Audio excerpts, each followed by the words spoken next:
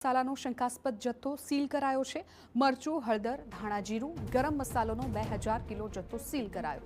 આરોગ્ય વિભાગે જય માતાજી ટ્રેડર્સનો લાખોનો જથ્થો સ્થગિત કર્યો। ₹12.50 લાખનો 2000 કિલો જથ્થો વેચાણ માટે સ્થગિત કરાયો। કેસરીનંદન સ્પાઇસીસ નામથી મરચું, હળદર સહિતનું વેચાણ કરાતું રખિયાલની એક રેસ્ટોરન્ટની ગ્રેવી અનસેફ નીકળતા દરોડા પાડ્યા હતા। જય માતાજી ટ્રેડર્સને સીલ કરી મસાલા વેચાણ માટે સ્થગિત કરાયા। તમામ મસાલાના સેમ્પલ લઈ પબ્લિક હેલ્થ લેબમાં તપાસ માટે મોકલાયા। મસાલા ચેકિંગ માટે દરોડા પાડતા ભેળસેળિયા વેપારીઓમાં ફફડાટ।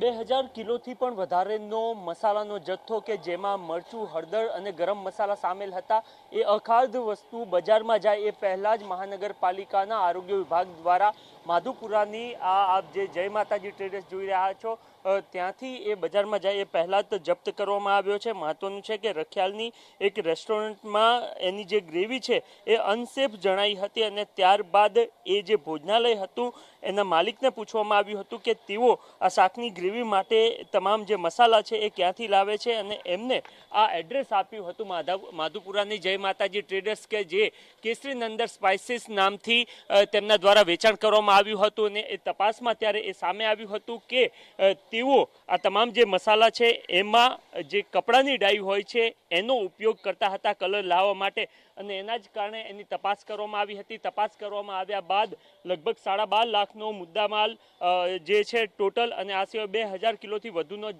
જથ્થો છે એ જપ્ત કરીને આ જે સમગ્ર યુનિટ છે એને હાલ મહાનગરપાલિકા દ્વારા સીલ કરી દેવામાં આવ્યું છે અને તમામ જે રિપોર્ટ છે એ પબ્લિક હેલ્થ લેબોરેટરી છે ત્યાં મોકલી આપવામાં આવ્યા છે। મહત્વનું છે કે ખૂબ જ ગંભીર બેદરકારી એટલા માટે પણ દાખવવામાં આવી હતી કારણ કે આ પ્રકારની જે ડાહી મસાલામાં નાખવામાં આવે તો એ આરોગ્ય માટે ખૂબ જ ગંભીર ચેડા કહી શકાય અને એ બાબતને મહાનગરપાલિકાએ ગંભીરતાથી લીધી હતી અને ત્યારબાદ દરોડાની કામગીરી કરી હતી। હાલ આ તમામ સેમ્પલ લેવામાં આવ્યા છે, રિપોર્ટ માટે મોકલવામાં આવ્યા છે અને એ જો રિપોર્ટ અનસેફ હશે તો આગામી સમયમાં દંડાત્મક અને એ સિવાય કાનૂની કાર્યવાહી પણ થતી જોવા મળશે।